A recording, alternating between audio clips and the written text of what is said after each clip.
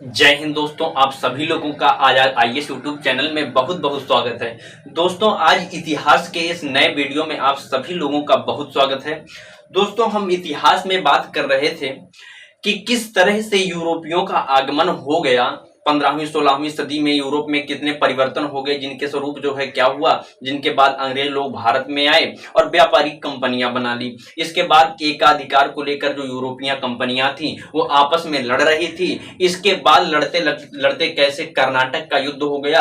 हमने कर्नाटक के 3 युद्ध की चर्चा कर ली और कर्नाटक का युद्ध कब कब हुआ ये भी चर्चा कर ली, और उससे अंग्रेजों को क्या फायदा हुआ ये भी देख लिया। साथ ही हमने यह भी देखा कि प्लासी की लड़ाई कैसे हुई, प्लासी में सिराजुद्दौला को किस प्रकार हराया गया। इसके बाद सिराजुद्दौला को हराने के बाद हमने, अगर आप वो वीडियो नहीं देखे हैं तो पीछे वाले वीडियो देख लीजिए। और साथ में ये भी बात बताना चाहते हैं कि वीडियो को थोड़ा सब्सक्राइब भी कर दिया करिए। वीडियो के साइड में एक ऐसे लाल कलर का बटन दिया होगा, उसमें लिखा होगा सब्सक्राइब, तो उसको अगर सब्सक्राइब कर देंगे तो अपना थोड़ा जो होगा ना उसमें मेंबर बढ़ेंगे, लोग यानी बढ़ेंगे। तो ये सब काम कर दिया करिए, ठीक है ना, तो हमको भी थोड़ा खुशी मिलेगी।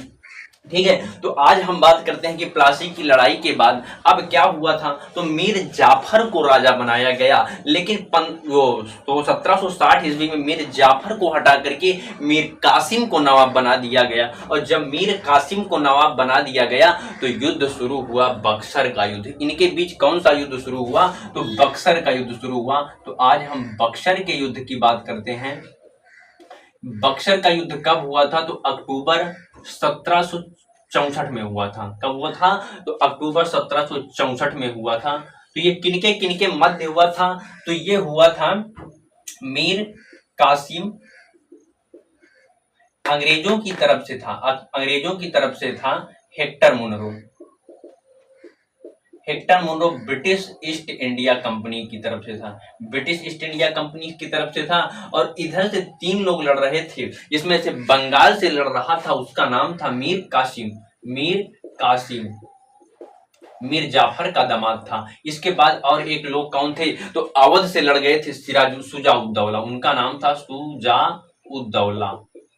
शुजाउद्दौला, देखो ये बंगाल से लड़ रहे थे और ये लड़ रहे थे अवध से, और ये लड़ रहे थे। मुगल बादशाह को इसका नेतृत्व दिया गया, और मुगल बादशाह जो था, मुगल बादशाह का नाम था शाह आलम द्वितीय। शाह आलम द्वितीय, शाह आलम जो द्वितीय थे, ये लड़ रहे थे। कौन थे, ये मुगल बादशाह थे। मुगल बादशाह दिल्ली से लड़ रहे थे। ये युद्ध की शुरुआत कैसे हुई, इस युद्ध के क्या क्या कारण थे, आप लोगों को उनको बताते हैं कि इस युद्ध के कारण क्या थे। तो पहला कारण ये था कि मीर कासिम और अंग्रेजों की महत्वाकांक्षा थी। तो क्या थी, महत्वाकांक्षा थी। तो पहला जो कारण आ जाता है महत्वाकांक्षा। हम देखो हर बात में महत्वाकांक्षा यूज कर देते हैं। इसमें मीर जो कासिम था उसकी कुछ महत्वाकांक्षा थी और अंग्रेजों की कुछ महत्वाकांक्षा थी। अंग्रेज जो है मीर कासिम को जब नवाब बनाए थे, और नवाब बनाए थे तो वो अपने कठपुतली शासक के रूप में इससे कार्य करवाना चाहते थे। लेकिन वही मीर कासिम एक स्वतंत्र शासक के रूप में कार्य करना चाहता था। तो ये स्वतंत्र शासक के रूप में कार्य करना चाहता था और ये इसको कठपुतली बनाना चाहते थे, कठपुतली बनाना चाहते थे।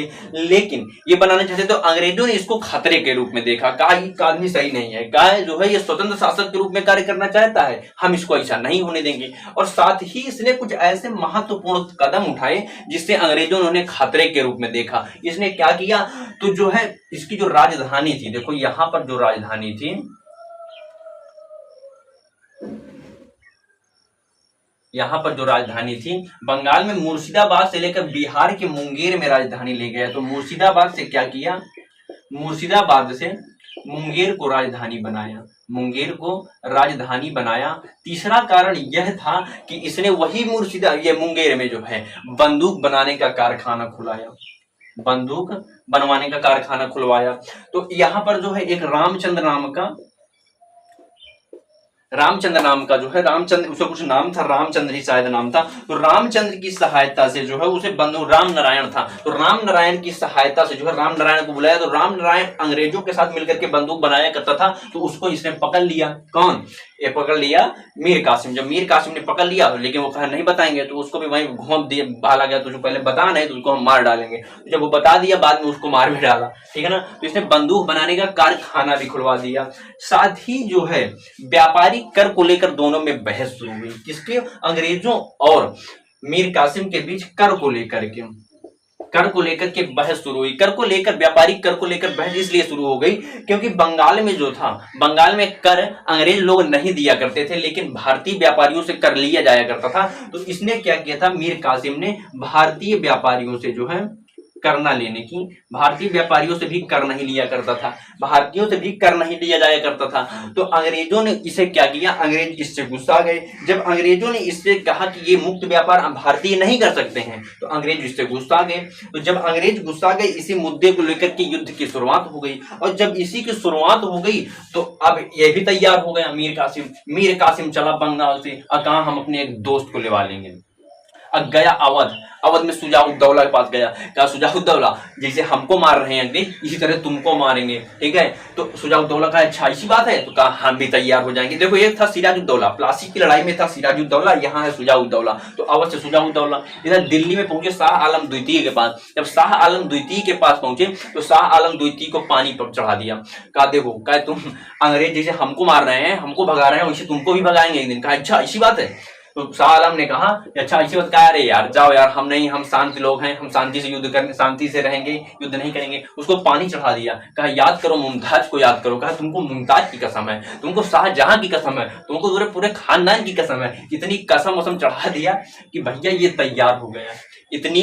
तो ये इस बात का ध्यान देता है कि किसी के कसम, किसी भी चीज पर विश्वास नहीं करना चाहिए, ठीक है। तो अब ये तीरगुट सेना बन गई, और बिहार में एक जगह पड़ती है बक्सर, और बक्सर में एक युद्ध हो गया जिसका नाम था बक्सर का युद्ध। कब हुआ? तो 1764 ईस्वी में युद्ध हो गया। और युद्ध में क्या हुआ, युद्ध में जो है, युद्ध में तिरगुट सेना की हार हो गई, तिरगुट सेना की हार हो गई। तिरगुट सेना की हार कैसे हुई? जब ये लोग यहाँ पर आ गए, युद्ध करने के लिए तैयार हो गए, तो क्लाइव ने यहाँ से भेजा था हेक्टर मुन्नो को, बंगाल यहाँ से मद्रास से भेजा था हेक्टर मुन्नो को। हेक्टर मुन्नो ने कहा अब जब ये हार गए, हेक्टर मुन्नो ने इनको हरा दिया। क्वेश्चन पूछेगा कि बक्सर के युद्ध में किसकी जीत हुई थी और अंग्रेजों की तरफ से नेतृत्व किसने किया था? तो वो किसने नेतृत्व किया था? तो हेक्टर मुन्नो ने किया था। जब हेक्टर मुन्नो ने हरा दिया, तो अब इनको तीनों को बुलाया गया और इनसे संधि की गई, तीनों को बुला करके संधि की गई। मीर कासिम से पूछा गया काहे युद्ध किया? कहा तू बकलोली गिरी कर रहा था। तो मीर कासिम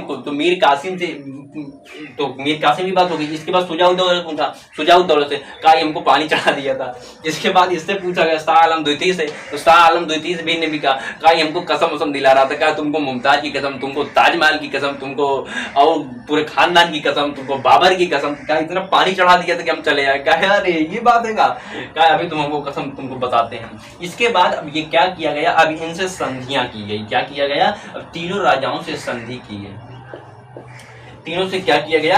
युद्ध के पश्चात संधि की गई। तो जो संधि थी बंगाल के नवाब के साथ, क्या उनसे संधि की गई? तो बंगाल के नवाब के सेना, बंगाल में जो युद्ध के दौरान क्या हुआ, युद्ध के पहले जो है मीर जाफर को राजा बना दिया गया था। युद्ध के मीर कासिम तो चला गया था युद्ध के लिए सबको लेने, तो मीर जाफर को राजा बनाया गया था, मीर जाफर को नवाब बनाया गया था, मीर जाफर नवाब बना था। लेकिन युद्ध के पश्चात क्या हुआ, उसकी मृत्यु हो गई। इसकी मृत्यु हो गई तो इसके पुत्र नजमा उद्दौला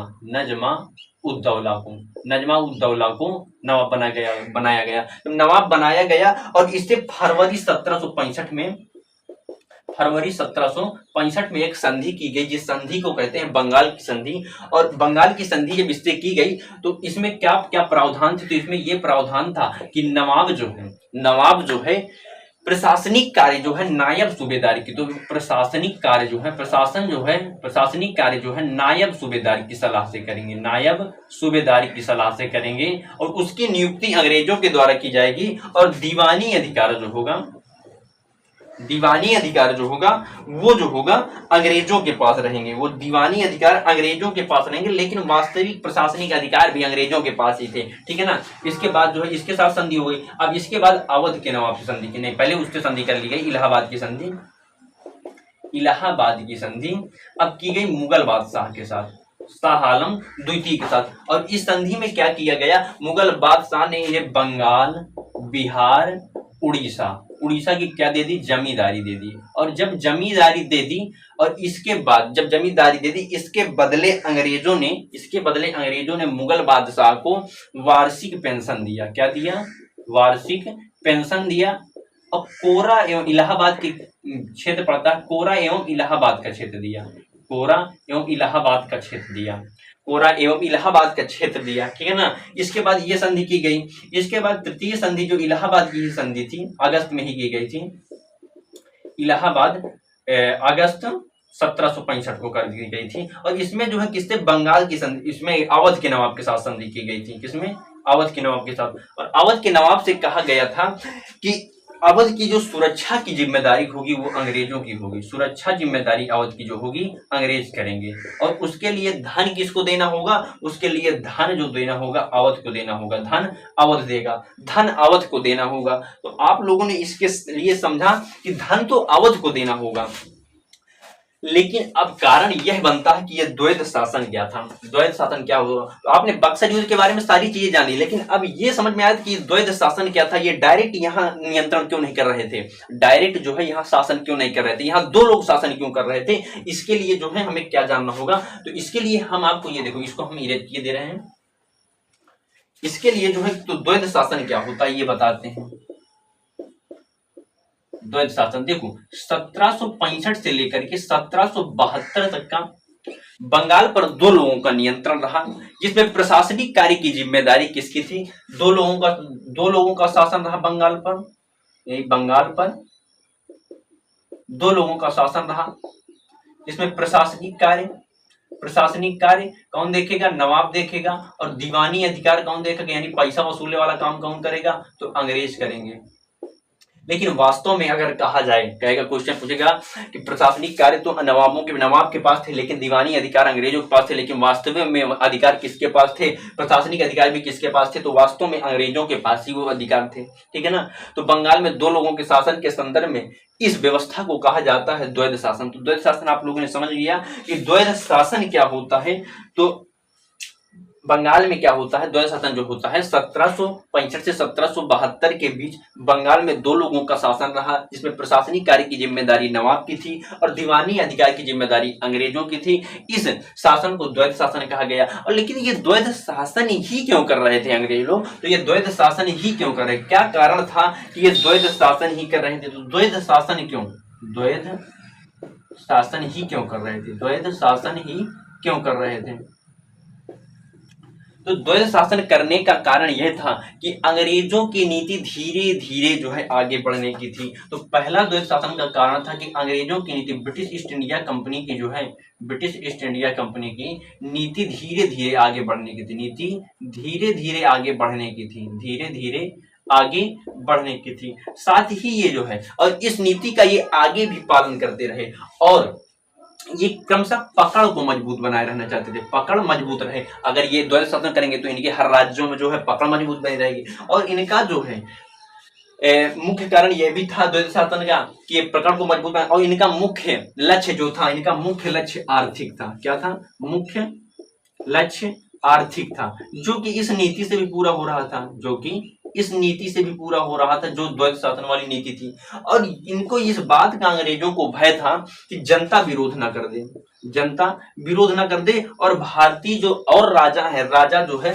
राजा ना जो और भारतीय राजा है, यानी भारतीय राजा जो है विरोध ना कर दे, इनके भारतीय राजाओं के भी विरोध का भय था। साथ ही जो ब्रिटिश की और भी कंपनियां थी, जो यूरोपीय और कंपनियां थी, उन यूरोपीय कंपनियों के जो है, यूरोपीय कंपनियों के भय का, यूरोपीय कंपनियां विद्रोह ना कर दें, विरोध ना कर दें, ठीक है ना, यूरोपीय कंपनियां भी विरोध ना कर दें। साथ ही इनको इस बात से भी जो है द्वैध शासन लगाए थे, क्योंकि हम ये भी जानते हैं कि ब्रिटेन में जो है सबसे वहां कौन रहता है, तो क्राउन बैठता है, और क्राउन के ऊपर जो है, क्राउन के बाद ब्रिटिश ईस्ट इंडिया कंपनी का एक मालिक होता है, उसके नीचे प्रोपराइटर होता है, और प्रोपराइटर ही डायरेक्टर की नियुक्ति करता है, और डायरेक्टर जो है वहां कौन भारत में गवर्नर की नियुक्ति करते हैं, या जो जिसको भेजा जाता है उसकी नियुक्ति करते थे। तो अगर वो डायरेक्ट शासन कर देते हैं तो कंपनी